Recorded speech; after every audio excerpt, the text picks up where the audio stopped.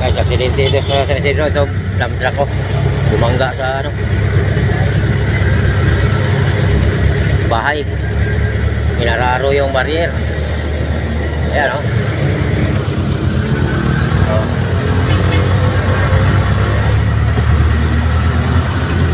Ngayon lang guys, ngayon lang.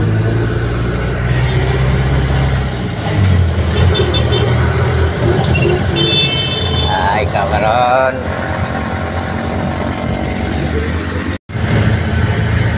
Lahat ng mga taga-loob ng Mabuhay, Baclaran,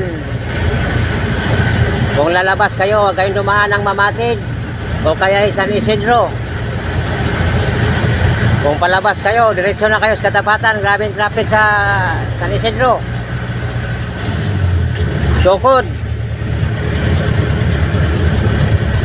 ang traffic. Gawa nung may malaking aksidente sa San Isidro. May dump truck na bumangga sa bahay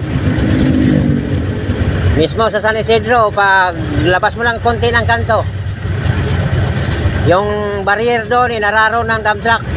Tapos yung isa, okay lang naman yung isang dump truck, ay medyo hindi malaking damage. Pero yung malaking, ang isang dump truck, yun, inararo ang bahay guys. Shout out lang sa tanan dyan. At saka huwag kayong, ulitin ko, huwag kayong dumaan doon. Kung palabas man kayo, sa Katapatan na kayo lumabas, ay dito sa Katapatan, maluwang. Ako guys, pauwi na ako. Gawa nung hindi ako nakabiyahe ng ayos. Wala talaga. Kulang pa sa crudo collection ko guys. Gawa nung antyan ko. Panay tae ako. Pura ano lang dyan sa mga kumakain, no? Wala, nakadumi na ako guys sa aking brief.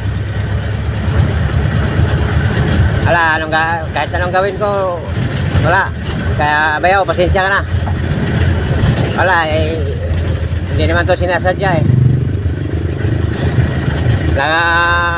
LBM ako guys. Kagabi pa to, mga alas 11. Pinilit ko lang bumiyahe kanina kaya akala ko mawala. Gawa nung naglaga ako ng serpentina sa Tagalog pa. Naglaga ko serpentina tsaka bayabas. Wala. Talagang tuloy-tuloy ngayon nga nakatatlo na ako. Lahat ng CR ng gasolinahan na pasok ko na. At shoutout dyan sa lahat, no. Paalala lang sa mga lumalabas, no, galing loob ng Mabuhay,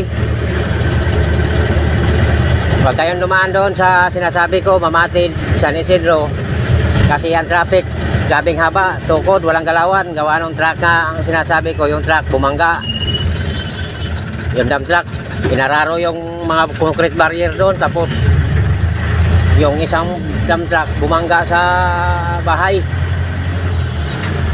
Kaya thank you, ingat-ingat lang tayo.